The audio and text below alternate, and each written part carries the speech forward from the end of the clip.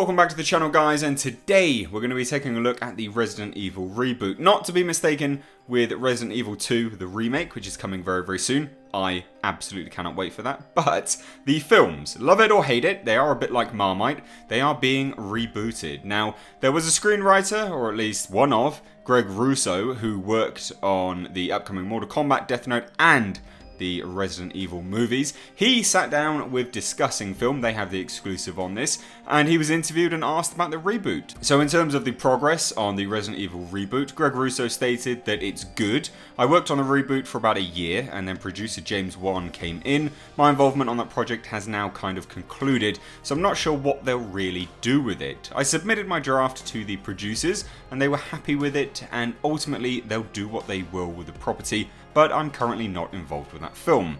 So quite interesting there. The draft for the screenplay is at the very least submitted. Whether they're going to use his draft or not is not confirmed, but it is interesting. The interviewer then went on to ask the specifics of what game he tried to kind of channel into the draft, and Greg Russo replied with, obviously, I'm a huge fan of the franchise, so to work on that was a lot of fun, and they've made 6 films before, so when you come back to that and reboot it, you want to do something different and not just a rehash. For me, it was very clear cut that I wanted to go back and make it scary again, like a horror film, in terms of the classic James Wan style, so that was the pitch. Going back and looking at what made the game scary in the first place, so yeah, Resident Evil 7 was a bit of a touchstone for my draft. Now in terms of my personal thoughts on that, if he's talking about Resident Evil 7 Biohazard, the most recent one, that's quite a good one to channel. I mean, a lot of people in the Resident Evil fan base give that game a lot of flack because it's not specifically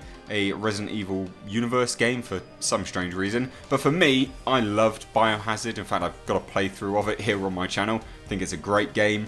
It's good that they're going back to a horror feel for the franchise. That is the cornerstone of the overall universe and franchise, and that's how you can build a great story around it, I believe, anyway.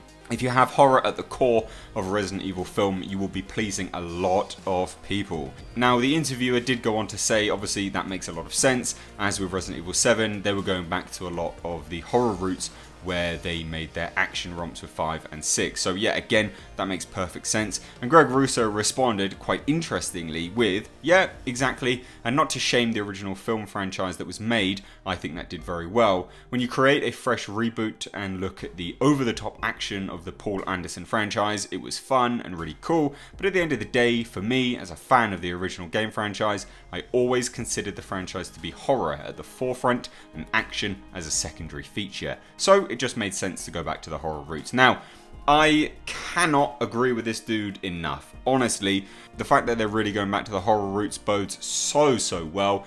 I really hope that this is going to happen. I mean, obviously reboots get announced all the time. Resident Evil has been a big moneymaker for the studio, so there's no doubt that they will want to keep it going.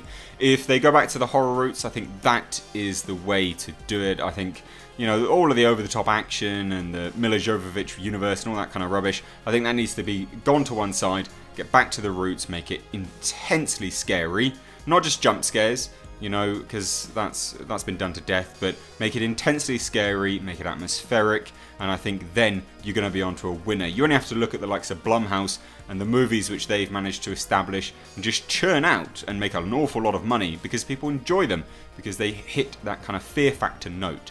So anyway, guys, I want to hear your thoughts on this. That about wraps it up here for me, so please do leave all your thoughts down below in the comment section. If you are new here, hit that subscribe button, and if you enjoyed this video, please do give it a like and a share. As always, I've been Mr. H, been a pleasure, take care.